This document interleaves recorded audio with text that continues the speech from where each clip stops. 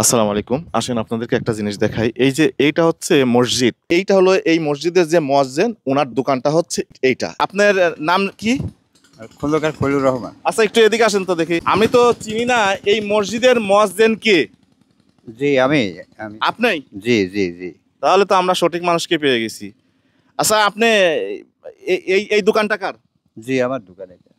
আপনারই দোকান? জি আমাকে একজন বলল যে আপনার দোকানের নাকি খুব একটা জিনিসপাতি নেই।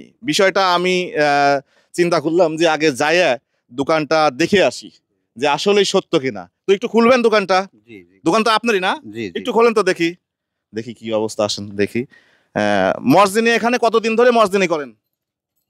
8-10 বছর মতো। ৮-১০ বছর ধরে। এখন বেতন কত? 4,000 টাকা। ৮-১০ বছর ধরে উনি মর্জিনি করে, এখনো বেতন ৪,০০০ টাকা। ইমাম সাহেব তো আলাদা না? ও ইমাম সাহেব আছে। যাই হোক, এখন আহ, ও এই শাটারটা একটু খোলেন, একটু এইটা খোলেন। আচ্ছা আপনার এই দোকানে এখন যে অবস্থায় আছে, এই অবস্থায় আপনার দিন কয় টাকা বেচা হয়? এখন 200, 300, 250 এরকম বিক্রি হয়। এরকম হয়? জি তো এই 200-300 টাকা বিক্রি করে বা 250 টাকা বিক্রি করে আপনার লাভ হয় কয় টাকা? 200-300 বিক্রি করলে পরে 50, 60, 70 টাকা এরকম লাভ হয়।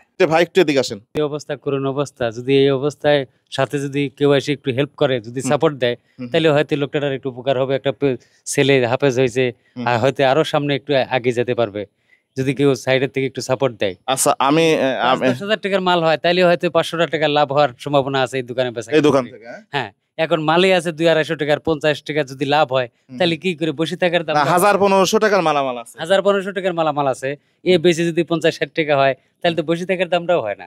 ওনার জন্য কি করতে পারি বলেন?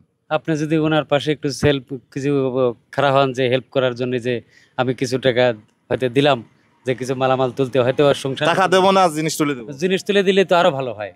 টাকা দেওয়ার থেকে জিনিস তুলে দিলে আরো ভালো হয়। আরো ভালো হয়। তাহলে ওনার জন্য আমরা কিছু একটা করি নাকি? আপনি যদি পাশে ইনশাআল্লাহ খাড়া হন, আপনারা এই ভিডিওগুলো একটু বেশি বেশি কিন্তু শেয়ার করবেন। আপনি যদি এই পাশে খাড়া হন, এই মুরব্বি ইনশাআল্লাহ ইনশাআল্লাহ দেখি তাহলে ওনার জন্য আমরা এই মসজিদের মুয়াজ্জিনের জন্য আমরা কি করতে পারি। এই একটা ছোট এমনিতেই ছেলের দিক, এই হ্যাঁ, একটা ছোট উনি ছেলের দিক। উনি উনিও তো একজন হ্যাঁ, হাফেজ। হাফেজ। এত কষ্ট করে লেখাপড়া করে হাফেজিয়া লেখাপড়া করাইছে, এখন ক্লাস 6 এ পড়ে। হ্যাঁ, তো যাই হোক, এই এই ওনার জন্য আমরা কি করতে পারি করতে পারি। ইনশাআল্লাহ। আপনাকে অসংখ্য ধন্যবাদ। খুব দ্রুত এই ভিডিওটা আপনারা দেখতে পারবেন যে এই মানুষটার জন্য আমরা কি করছি। আসলে বর্তমান কিন্তু আমার মনে হয় যে বাংলাদেশের সব থেকে কম বেতন হচ্ছে একজন ইমাম, একজন মুয়াজ্জিনের। সব থেকে কম, এর থেকে কম বেতন আর কোনো কিছু কোনো হয় না। জায়গায় নাই। সব থেকে বেশি ডিউটি এবং সব থেকে বেতন কম মসজিদের ইমাম এবং মুয়াজ্জিন। শতকরা 90টা ইমাম মুয়াজ্জেমের ক্ষমতা হয় না যে কুরবানির ভাগ হবে। শতকরা 90 জন ইমাম মুয়াজ্জেম। ঠিক বলছেন। ফজর নামাজ থেকে ইশার পর্যন্ত আপনি যেখানেই থাকেন আপনাকে টাইম টু টাইম আসতেই হবে, যত ব্যস্ততাই থাকেন। ইনশাআল্লাহ এই ভিডিওগুলো শেয়ার করবেন এই মানুষটার জন্য। আমরা পরবর্তী ভিডিওতে আপনাদের সামনে হয়তো এই পেজে আর নইলে সৌদি 360-এ এই ভিডিওটা দেখতে পাবেন ইনশাআল্লাহ। সবাই ভালো থাকবেন, সুস্থ থাকবেন। আসসালামু আলাইকুম।